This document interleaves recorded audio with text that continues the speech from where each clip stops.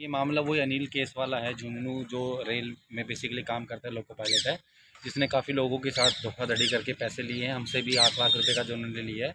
तो उस केस में काफ़ी छान करने के बाद में पुलिस ने उसे 3 दिन पहले पकड़ लिया था और जिसके अगेंस्ट कल उसका फाइनल सारी चीज़ें होकर उसे अरेस्ट करके अंदर डाल दिया था और हमें ये बोला गया कि इसके आगे जो कार्रवाई होगी आप घर जाइए, हम आपको अपडेट करते हैं। लेकिन रात को 10 बजे मेरे पास आईओ पवन जी का फ़ोन आता है कि इस केस के बारे में हम आपसे कुछ बात करना चाहते हैं, आप कल सुबह आ जाइए। आज जब हम आते हैं सुबह तो उन्होंने हमसे एक पेपर पे साइन करवाया जिस पे लिखा हुआ था कि जो अनिल है जिसने हमारे साथ 8 लाख रुपए का फ्रॉड किया है, वो 8 लाख में से उसने 5 लाख रुपए किसी राम के अकाउंट में डाले हैं और 3 लाख रुपए उसने सीकर के किसी मंदिर की दीवार में दफना दिए हैं, जिसे ये लोग लेने जा रहे हैं, अपने अंडर लेने जा रहे हैं। तो ये करने के बाद में मैंने उनसे बोला कि जो बचे हुए 5 लाख रुपए हैं, उन 5 लाख रुपए का क्या? तो उन्होंने बोला वो हम बताएंगे आगे। इसकी शिकायत लेके जब मैं एसपी साहब ऑफिस में आया हूँ तो उनसे मिलने के बाद उन्होंने डायरेक्टली डिनाई कर दिया।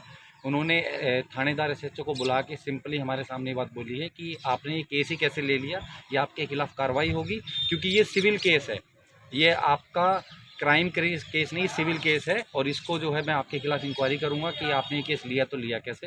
ये केस में हमें बहुत सारे मोड़ नज़र आ रहे हैं, बिकॉज हमें समझ नहीं आ रही, इस केस को घुमाया जा रहा है। 3 दिन तक अनिल थाने में था, उसके पास फ़ोन जमा था, वो पुलिस वालों के साथ ऊपर नीचे हुआ है, जबकि ऐसा नहीं होना चाहिए था। स्मोकिंग तक की है उसने छत पे जाके पुलिस वालों के साथ। तो हम चाहते हैं इस केस की गंभीरता को लिया जाए और इसकी गहराई तफ्तीश की जाए। और हमें नहीं मिले। मेरा नाम रविकांत, गुड़गांव से प्रीमियम गोल्ड है।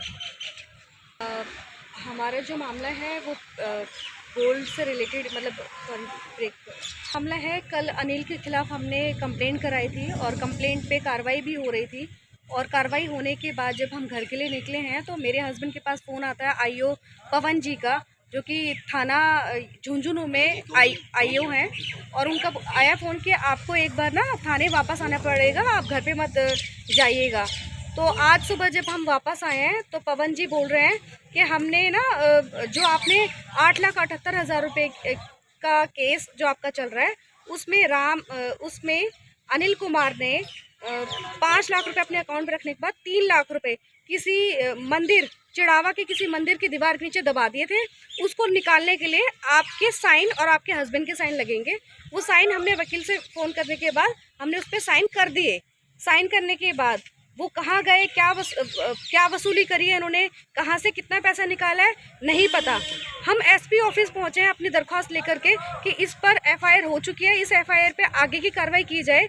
तो एसपी साहब कह रहे हैं कि इस पे तो कार्रवाई होनी ही नहीं चाहिए थी, इसकी तो एफआईआर नहीं ले लेनी चाहिए थी। मैं एसएचओ को बुलाता हूँ, अभी बुझाड़ता हूँ, इनको समझाता हूँ कि इन्होंने एफआईआर कैसे ले ली, जबकि अगर पिछले 4-5 दिन से ये चीज़ें चल रही हैं तो क्या ये आपके एसपी साहब के अंतर्गत नहीं हुई है चीज़ें, या एसएचओ यहाँ पे अपने दिमाग से चलता है?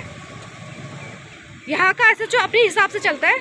जब ये वसूलियत हो गई है, सीधी सी चीज़ें हैं, अकाउंट डिटेल हमें मिली है, अकाउंट डिटेल पे अनिल जी के यूको बैंक पिलानी ब्रांच से पूरी डिटेल निकलने के बाद साफ साफ दिख रहा है कि 1,16,00,000 रुपये का मामला है धांधली का।